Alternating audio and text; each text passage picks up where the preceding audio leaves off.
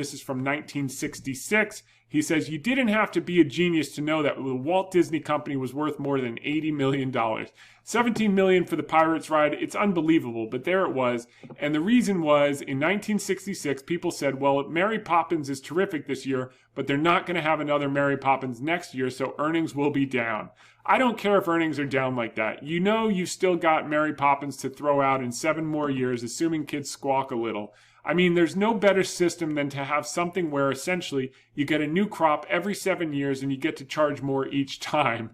$80 million, sigh. I went out to see Walt Disney. He'd never heard of me. I was 35 years old. We sat down and he told me the whole plan for the company. He couldn't have been a nicer guy. It was a joke. If he'd privately gone to some huge venture capitalist or some major American corporation, if he'd been a private company and said, quote, I want you to buy into this. This is a deal. They would have bought in based on a valuation of $300 to $400 million.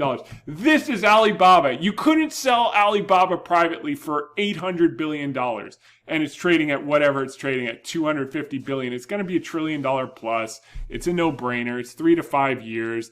Ant Financial is going to control financial transactions. We own 1/3 of that. And the cloud is going to dominate. They're just getting started.